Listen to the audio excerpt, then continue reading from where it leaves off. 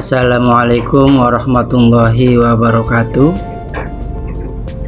Bagaimana kabarnya kalian semua, teman-teman, adik-adik, dan para siswa-siswa yang hebat-hebat dan yang insya Allah semuanya dalam keadaan sehat. Tetap semangat untuk belajar walau dalam kondisi daring. Saya harap kalian tidak mengurangi rasa semangat kalian demi mewujudkan cita-cita kita semua dan harapan para orang tua. Di sini saya akan menjelaskan mengenai tugas mata pelajaran produk kreatif kewirausahaan yang buat kalian kelas 11 ya. Perhatikan baik-baik dan simak penjelasannya dengan serius supaya kalian tidak bingung dan tidak terjadi kesalahan dalam mengerjakan tugasnya. Ya, perhatikan. Nah, untuk tugasnya adalah kalian membuat konsep usaha.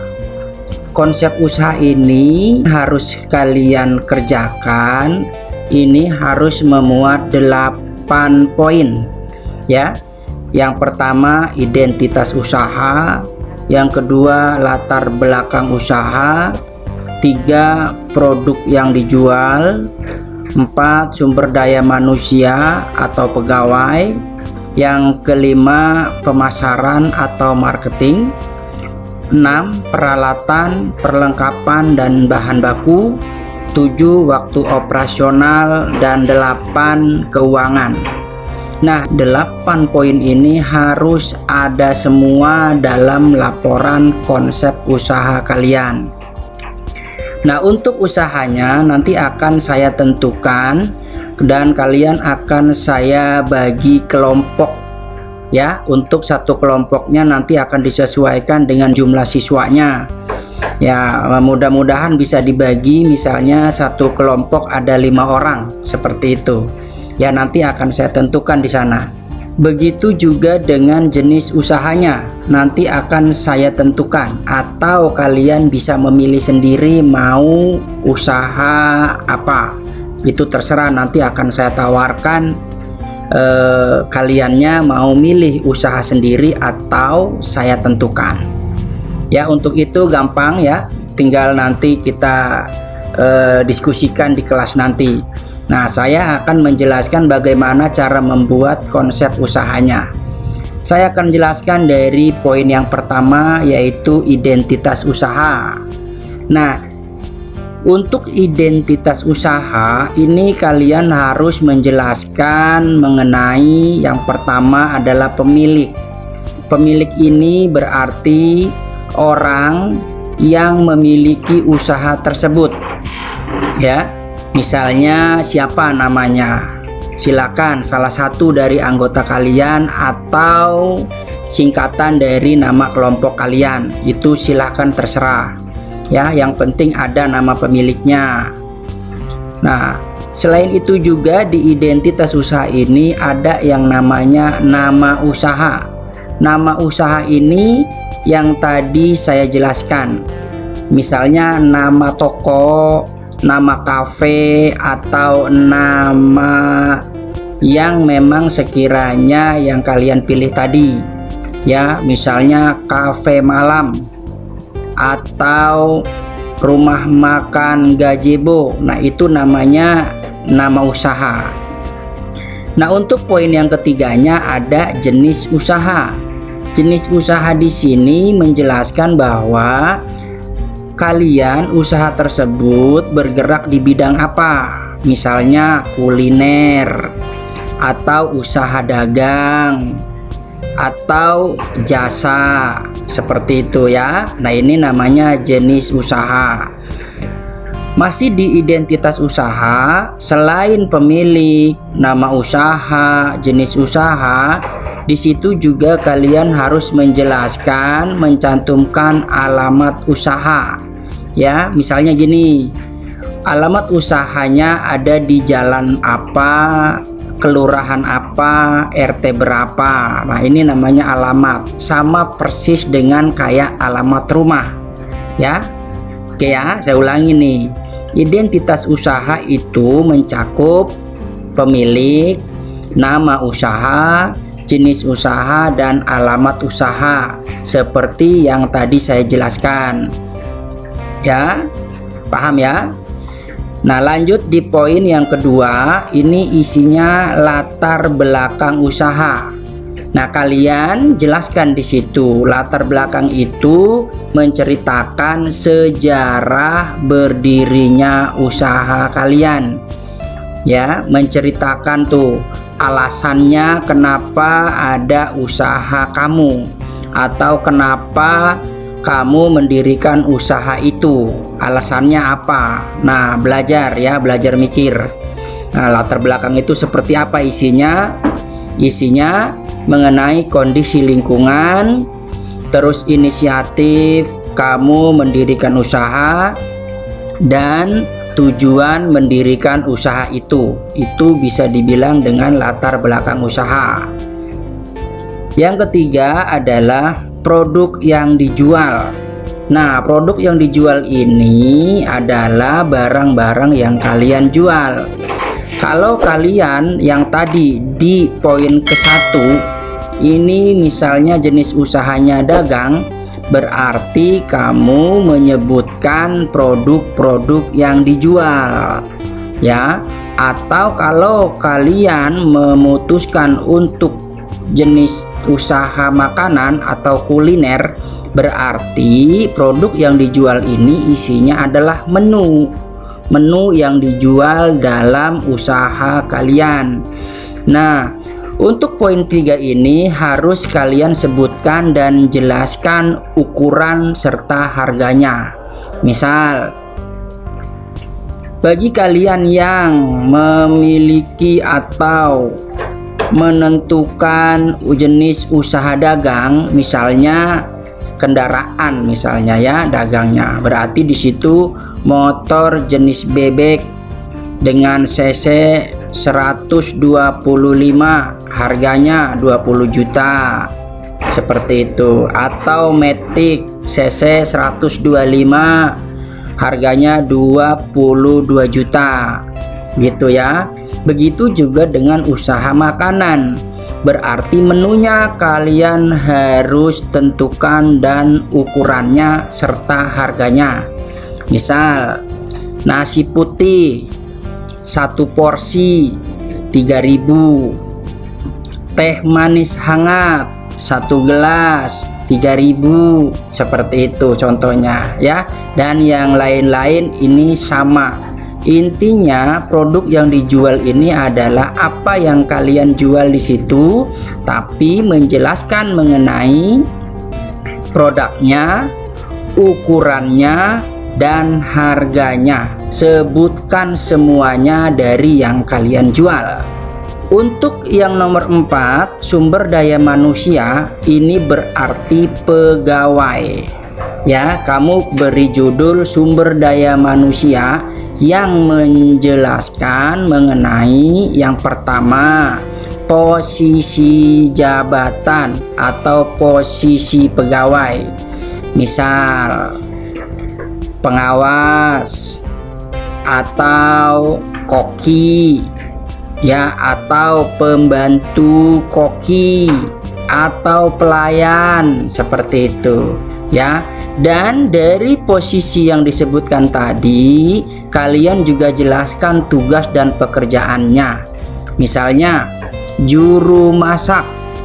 Nah, di situ dijelaskan tuh juru masak ini kerjanya apa. Misalnya memasak nasi, masak sayur, ya, masak lauk, masak ayam, dan semuanya.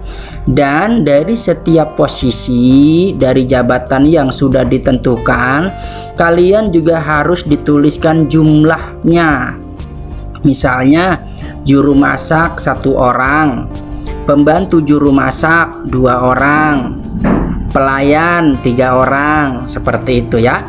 Nah, ini untuk nomor 4. Lanjut ke nomor 5. Nomor 5 ini isinya adalah pemasaran atau marketing. Nah, pemasaran ini yang dimaksud adalah kalian harus menjelaskan bagaimana cara memasarkan produknya. Bagaimana cara kalian mempromosikan jualan kalian. Apakah menggunakan brosur, apakah menggunakan media sosial, apakah menggunakan iklan di televisi, atau menggunakan promo-promo. Misalnya beli dengan belanja minimal 50.000 mendapatkan 1 gelas teh manis, misalnya begitu. Atau yang usahanya jasa steam motor atau steam mobil ya. Nah, ini 5 kali melakukan pencucian mobil gratis 1 kali. Nah, ini juga masih termasuk dalam promosi-promosi atau pemasaran. Nah, kamu uraikan di situ. Kamu mau menggunakan promosi apa? Boleh menggunakan 1 promosi, 2 ataupun 3 jenis promosi juga boleh. Ya. Yang tidak boleh adalah tidak menggunakan jenis promosi. Kenapa? Tidak mungkin suatu usaha bisa berkembang tanpa adanya media promosi atau pemasaran atau marketing. Seperti itu ya. Kita lanjut ke nomor 6. Nomor 6 ini ada peralatan, perlengkapan, dan bahan baku. Nah, kalian harus sebutkan semua yang menjadi pelengkap, peralatan, dan bahan baku usaha kalian. Contoh misalnya nih ya, kalau kalian usahanya rumah makan, tentu di situ peralatannya apa saja yang diperlukan dan perlengkapannya ya, kalian yang lebih tahu misalnya. Kayak kan? Kalian yang punya usaha, kalian yang harus bisa menentukannya. Kursi, meja makan, piring, sendok. Nah, itu. Begitu juga dengan bahan baku. Bahan baku ini yang dimaksud adalah bahan-bahan mentah yang akan diolah menjadi produk jadi. Misalnya beras, sayur. Ya, sayurnya sebutkan tuh, misalnya kangkung, bayam atau apa. Dan lauknya juga ya, sebutkan. Ini namanya peralatan, perlengkapan, dan bahan baku. Itu ya. Untuk yang poin ke-6. Poin yang ke-7 adalah waktu operasional. Waktu operasional ini maksudnya adalah kalian dalam 1 minggu ini buka berapa hari. Ya, dalam 1 minggu kalian buka berapa hari, dan dalam 1 hari bukanya berapa jam, dimulai dari jam berapa sampai jam berapa. Ini yang dinamakan waktu operasional. Singkatnya adalah buka sampai tutup dan berapa hari dalam 1 minggu. Oke ya. Yang ke-8 mengenai keuangan. Bagaimana keuangan ini? Keuangan ini akan saya jelaskan satu persatu. Ya, perhatikan. Nah, untuk keuangan yang pertama adalah modal. Modal ini yang tadi ya disebutkan dari yang sudah saya jelaskan tadi, ada peralatan, perlengkapan, dan bahan baku. Kalian bikin format ataupun bikin bikin kolom ya seperti ini yang isinya nomor, keterangan, jumlah unit, harga, dan total. Misalnya keterangannya sendok kalian butuh ataupun punya 20 piece. Nah, harga 1 sendok misalnya 2000. Karena ada 20 berarti 20 kali 2000, maka totalnya 40.000. Nah, semuanya kalian sebutkan tuh, peralatan, perlengkapan, dan bahan baku tadi di total semuanya. Kalau emang semuanya total ada 5 juta ya 5 juta di situ. Itu namanya modal. Oke ya, untuk modal. Lanjut masih dalam posisi keuangan di poin B mengenai pengeluaran harian. Untuk pengeluaran harian, saya tugaskan kalian untuk merinci pengeluaran selama 15 hari. Ya. Nah, seperti ini kolomnya. Ada nomor, tanggal, keterangan, jumlah, harga, dan total. Posisinya sama kayak nota kalian belanja di tukang fotokopi ataupun beli di toko bangunan. Itu nota seperti ini ya. Misalnya pengeluarannya di nomor 1 tanggal 3 Oktober kalian belanja saus. Nah, saus belanjanya 10 botol. Satu botolnya 5.000, berarti totalnya 50.000. Nah, kalian sebutkan tuh belanja di hari itu, di tanggal 3 itu. Kalau memang di tanggal 3 itu kalian belanja sampai 500.000, apa saja yang dibelanjakan, berarti itulah di hari tanggal 3 itu ya. Nah, nanti kalian bikin juga di tanggal 4-nya. Terus apa saja sama kayak tanggal 3, tanggal 5, tanggal 6, tanggal 7 sampai ke hari yang ke-15. Seperti itu ya, dengan format yang sama sampai hari ke-15. Terserah dimulai dari tanggal berapa. Yang terpenting adalah 15 hari dengan laporan seperti ini. Nah, untuk di poin yang C ini omset. Omset juga ini 15 hari ya, sesuai dengan pengeluarannya. Pengeluaran belanja harian dan omset juga harian selama 15 hari. Posisinya begini kolomnya: nomor, tanggal, keterangan, jumlah, harga, dan total. Nah, caranya isinya begini. Nomor 1 di tanggal 3 ya. Di tanggal 3 ini kalian buka, ternyata di tanggal 3 ini ada yang beli roti sebanyak 5 dengan harga 5.000 sehingga totalnya 25.000. Nah, masih di tanggal 3 ada juga yang beli teh manis. Berapa? Harganya berapa? Jadi berapa? Beli nasi berapa porsi? Harganya berapa? Jumlahnya berapa? Dan semuanya ditotal selama di hari itu ya, di tanggal yang sama, tanggal 3 misalnya. Besok buka lagi tanggal 4. Semua yang terjual diomsetkan persis seperti tanggal 3 ya. Ini omset per hari.